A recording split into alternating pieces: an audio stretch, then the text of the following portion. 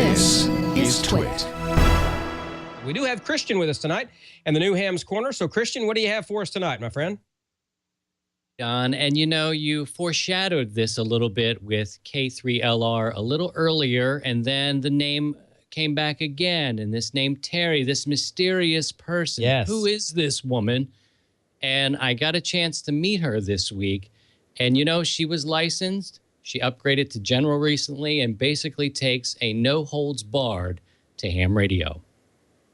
Well, in this week's edition of the new Ham, we meet Teri, K8MNJ. Now, some of us are lucky and fortunate to have mentors, or elmers as we call them, in ham radio. This one sort of has an elmer who's a rock star. Okay, let's bring in Teri, K8MNJ. Welcome to Ham Nation, Teri. Hi, Christian.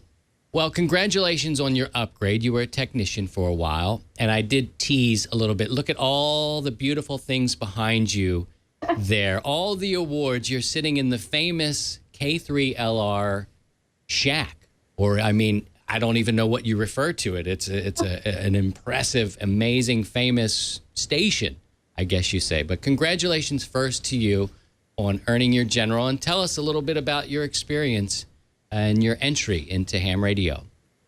My entry into ham radio, I was working for the parent company of DX Engineering, and I've been with them for about 15 years when they gave me the opportunity to try my hand at buying the parts for the ham radio side.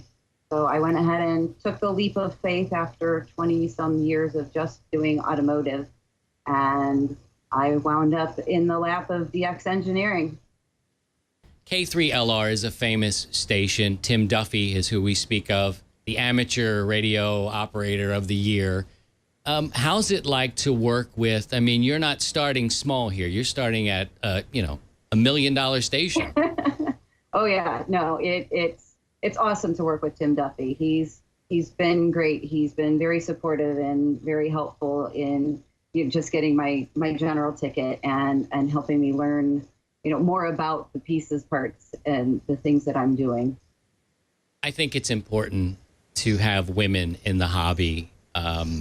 Clearly, you are a woman, and I'd love to have your perspective on why are you interested and why should other women be interested in this hobby and service? It's been a lot of fun. Just once I finally got some seat time and sat down and got on the air the first time, I was hooked. I enjoyed logging. I'd gone to field day for a couple of years, and I just sat while everybody else was on air, and I just did the logging for them, and I enjoyed that part. But I've really enjoyed sitting in the seat and getting the opportunity to get on the air and just talk with people from different areas, different countries. Is that what you're into mainly? I mean, clearly you're in the right spot, but of course you are working in that spot. You could have been into, almost anything. Is DX and contesting a passion of yours right now?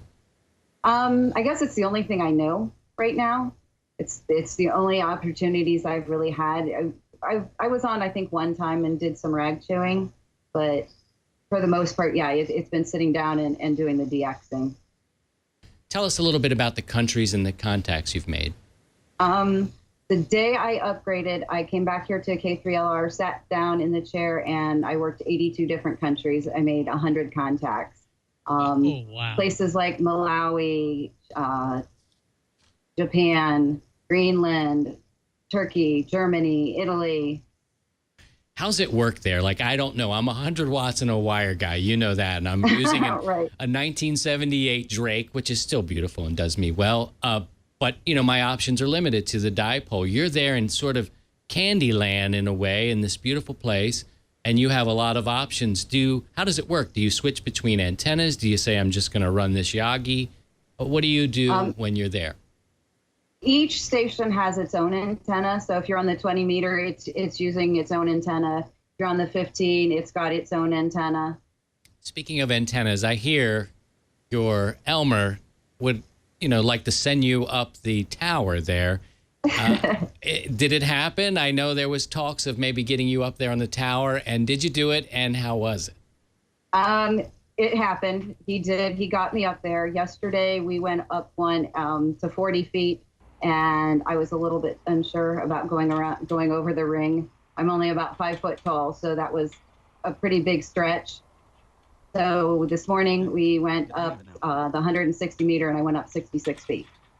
That's amazing. That's great. I mean, you're better than me. I think they don't want guys like me on towers because I'm nervous and don't look down. But what did you do when you were up there? Did you go for the experience, or did you check a connection? What did he make you do? What is Tim Duffy making you do up there on that tower? First of all, Tim Duffy didn't make me do anything up there on that tower. It was me. I mean, he asked, he wanted me to have the full experience, but there was no pressure behind it. So we just climbed up, and once we got up to 66, we hung out for a little bit, looked around at, just as far as, all the things you could see, and then we promptly climbed back down. And I'm just teasing, but wink your left eye if he really is. I'm just kidding you. What is your favorite band to work? Have you settled into anything that you really enjoy more than, say, another? I like 20.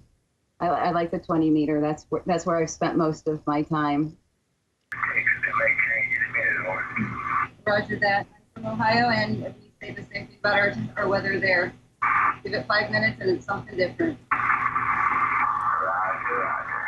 Is there any advice you can give, knowing what you know and getting into this when you did? Is there any advice you can pass on, or a little encouragement for young ladies? I say give it your best shot. Don't be afraid. It took me 2 years to finally decide I was going to try for my upgrade to general, and I sat down and I accomplished it in 11 days. And I passed with a 94. I missed 2 on the test. But yeah, don't be afraid, and push yourself. Go for it. Take yourself out of that comfort zone. You never know what you can accomplish or what you can do if you don't. So what are you working for? Our viewers can see everything lined up on the walls behind you, the great certificates and the plaques. Do you have a personal goal of things that you'd like to do or accomplish first? I want to finish my DXCC. I think we tried last night. The bands weren't real good. We tried. We only probably got another 2 countries or whatever. So I'm still like 16 away. So I'd like to do that. And I'd also like to try to do work all states. I hope that we can connect on 20 meters. Let's try to work that out, Teri. That would be great. Teri, K8MNJ, congratulations on your upgrade and working in that beautiful station, K3LR. You're in great hands. Yes, I am. Thank you very much, Christian. All right, we'll see you a little bit further down the line. All right. 7-3, Teri. 73, Christian. Don, she's such a sweet lady, but Yep. I mean, she's no joke, man. She's going back. I talked to her today, and she's going to go back up 100 feet up on that tower. So it wasn't just a one-off type of deal. She's going to go back up, and really inspiring, I think, what she can show to younger hams, but especially the ladies.